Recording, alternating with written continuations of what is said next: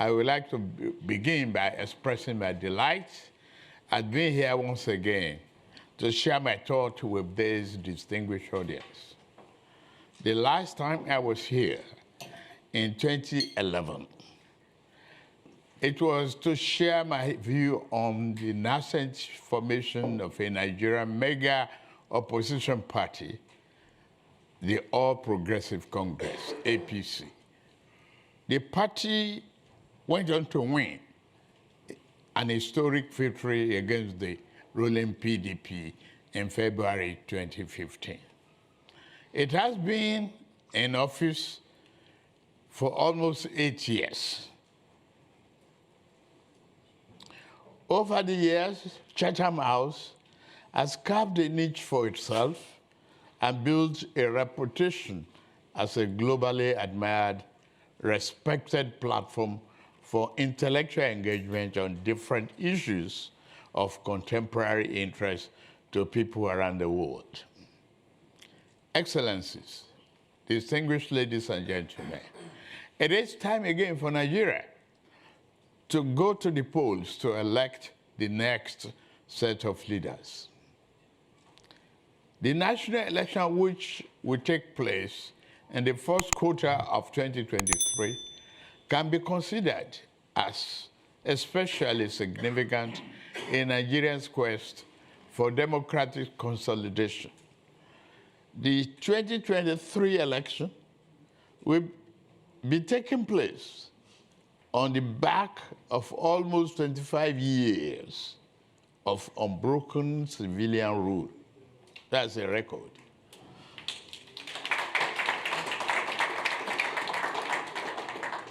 It is a record for the country which is worth entrenching and celebrating. Every election, wherever it is held, is important to the people or entity directly concerned.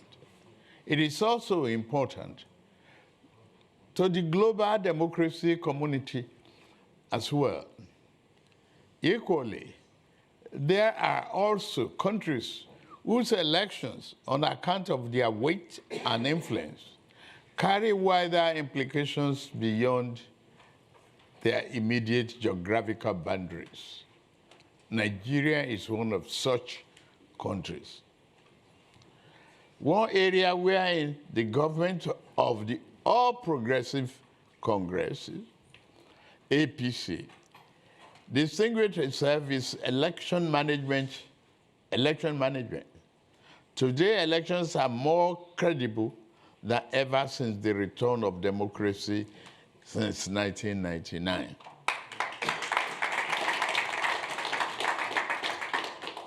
Recent statutory engagements, enactment, and allowing the use of technology, the tools for the accreditation of voters and transmission of results, will deliver the fairest and freest election in our nation's history.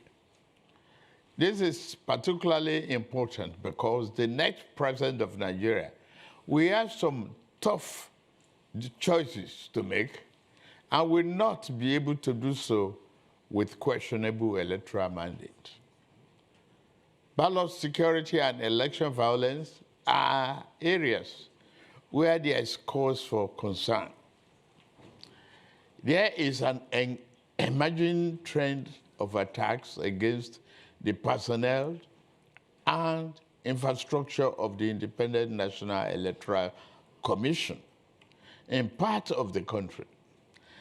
At the same time, political conversations on social media have become more laced with violent rhetorics and threats of violence, retaliation against those perceived as opposing partitions. I stand firmly against all forms of electoral violence and intimidation.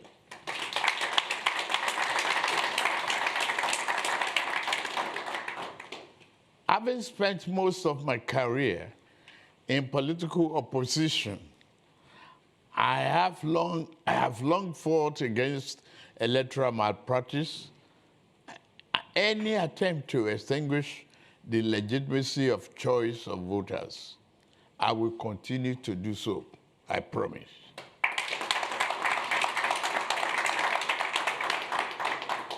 I hereby urge all my fellow contestants in this election to do the same. Let the sovereign will of the people decide the path of our nation. And let this election be determined by voters, making their choice freely rather than domineering intimidation and trouble some few. Indeed, there's more than a passing interest in Nigeria. Politics generally and upcoming elections in particular for several reasons. For one, as Africa's most populous country and the continent's largest economy, it is generally acknowledged that fortunes of the African continent, and indeed the black race, is tied directly to the health of Nigeria. Also, the Nigerian elections of 2023 are coming up at a time when the country's immediate geographical neighborhood of West Africa and Central Africa is undergoing serious political turmoil that has manifested itself in the incursion of the military to power in a number of countries. In spite of legitimate concerns being expressed by observers, Nigerians are resolutely committed to democracy, regardless of their political differences.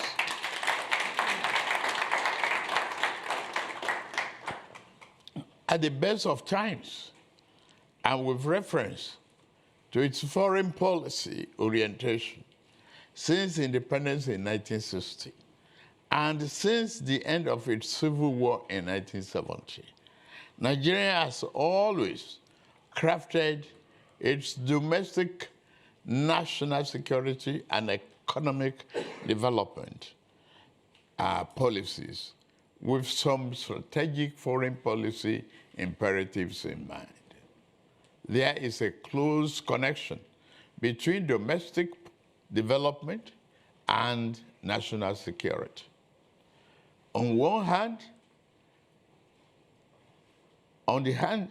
to prosper at home in peace and stability, Nigeria needs to uphold its national security, unity, territorial integrity, sovereign independence, and safety, as well as well-being of its people. On the other hand, to secure itself, Nigeria not only requires to build and enhance the capacity of its armed forces, but also the welfare and well-being of its citizens. Though a commitment to the promotion of human security, the country has attempted through government and other successive governments interface national security and economic development as two sides of the same coin, focusing equally on food sufficiency and sustainable development. Nigeria shares direct land borders with 4 African countries, with whose people Nigeria also share historical and cultural affinities. This effectively means that the relationship between Nigeria and its immediate neighbors is such that it's more than just a geographical expression. To be fully secured at home, Nigeria has always believed it must be the brother's keeper. It was out of this understanding that African Premier Regional Economic Community, the ECOWAS, was established in 1975. Uniquely, ECOWAS had embedded in its mandate the promotion of regional economy integration as good in its own right, and in addition understood sub-regional peace and security.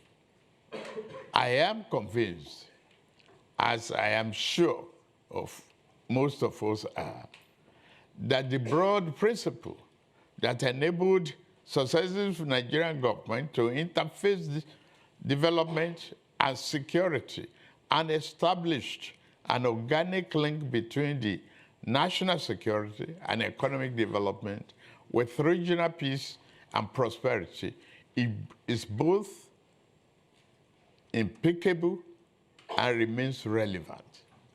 It is an approach which I commit myself to upholding and advancing, I promise you.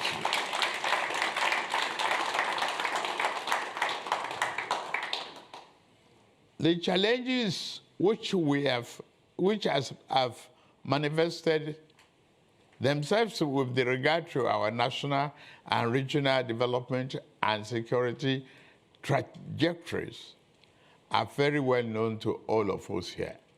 Radical extremist violence, terrorism, banditry, kidnapping, human trafficking, trafficking in weapons, trafficking in drugs, climate change, resource-driven conflicts, etc., etc. Mostly manifesting initially in a national problem.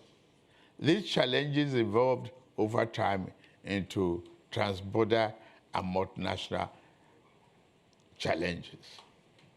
As a people, we are still counting the cost of challenges which different and armed criminals groups are posing to Nigeria and regional development. We know thousands of lives have been lost and continue to be wasted. We know that various infrastructure assets built at a huge cost have been destroyed in deliberate act of reckless vandalism. We see the thousands of people who have been internally displaced at home or forced into refugee camps abroad. With farming activities disrupted, we have seen shortages of food items and food price inflation that are further undermining human security. I can go on and on in enumerating the costs that have been and are still being inflicted on mass of the people by the crisis of insecurity. To respond meaningfully to this content and to redress the many indications arising from them, we must begin by reminding ourselves of the old dictum: foreign policy is but a continuation of domestic policy.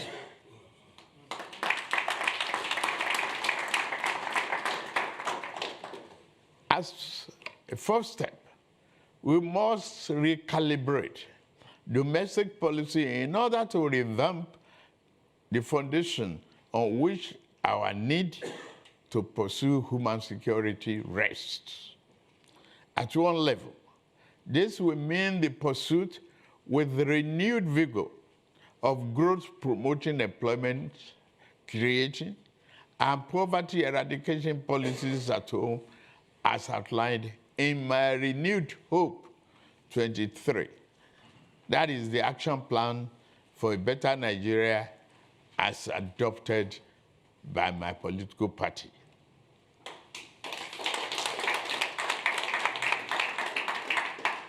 The present administration has invested heavily in agriculture, providing loans and expanding the country's total area of cultivated land.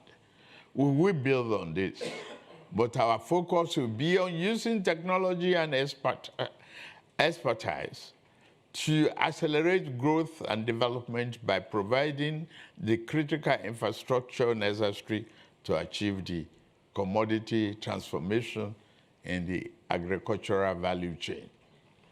Roads, rail, access to ports, the storage and infrastructure are what we require to radically transform the agricultural sector and increase its value to the nation.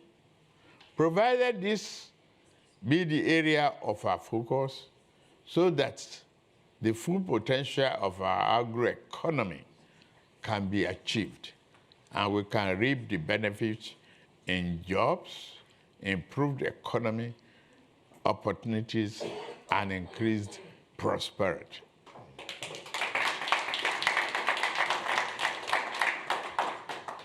Fixing the perennial redo of energy supply is another priority.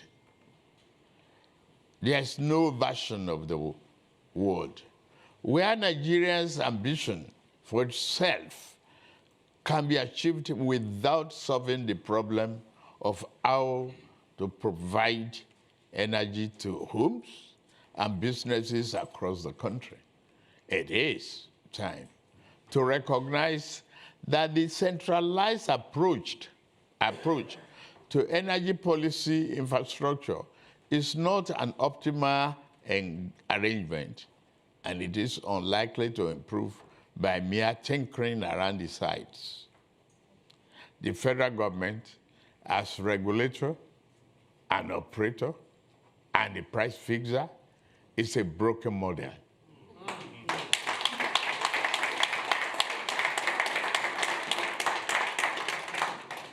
We are sure to fix this, and we are determined to do so, I promise you. We have privatized the power distribution in Nigeria and generation to a certain degree. What we need to do going forward is to improve the enabling environment and further reform the legal regulatory framework to attract more private investment in the sector, as we have experienced in the telecom industry. My belief that the private sector is the engine of economic progress is evident and documented. However, fundamental flaws with the basic design of our national economy imperil the private sector from playing the role it ought to and adding the value it is capable of doing. In this instance, the government must act as a catalyst. We shall do this on all fronts.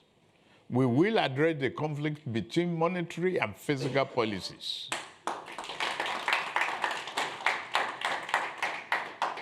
Budgeting will be based upon the projected spending level needed to push the real annual growth rate above 7%. We will reduce the unemployment rate so that we can double the economy in 10 years.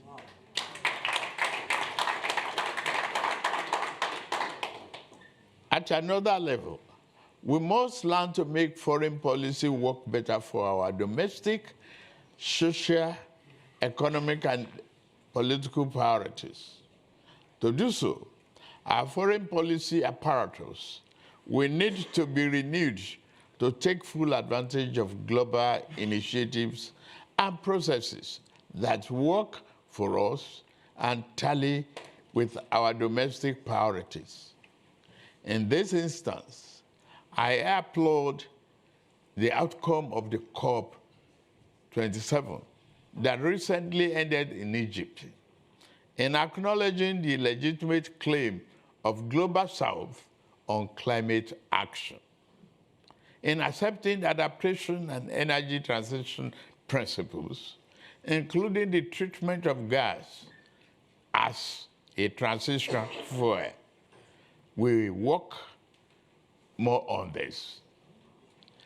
we work to accelerate investment in gas production, and we are committed to enhancing domestic and global energy security.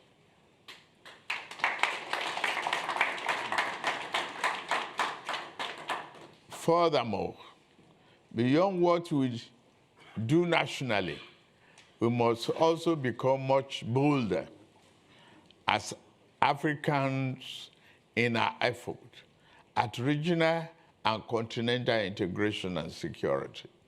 In this regard, we are fully committed to the African Union's Agenda 2063 for continental transformation.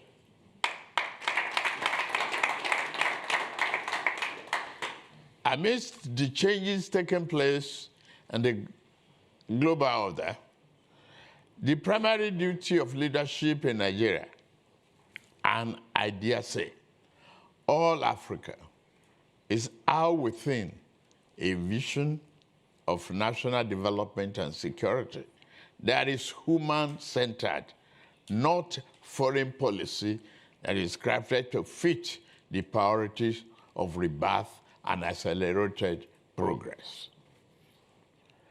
This is the task to which my colleague and I have committed ourselves as part of a broader project of leveraging our national assets and natural endowment to nurture and to project a renewed Nigeria that will be responsive, and respected driver of prosperity and harmony in Africa and around the world.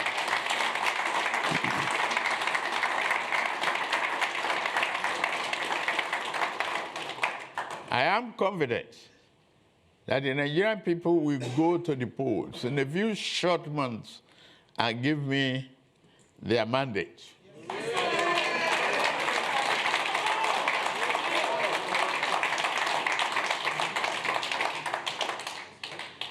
I'm ready to lead and govern the country. I will return here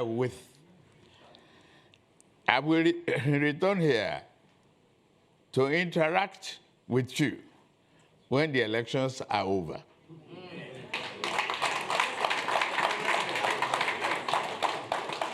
I will come, not with a long list of priorities for the future, but with a plan for the collaboration in the best interests of the country I love, and dedicate myself to for a lifetime. I hope you will receive me then as gracious as you have today.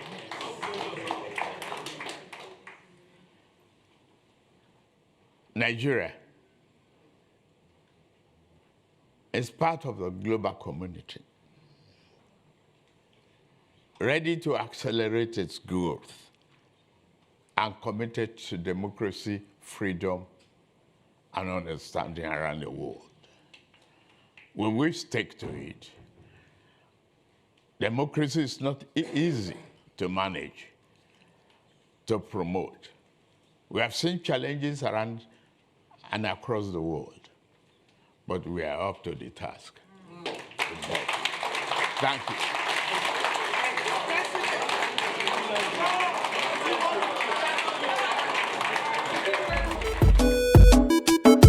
I'm a king, yes, I'm a king, I think I'm a king,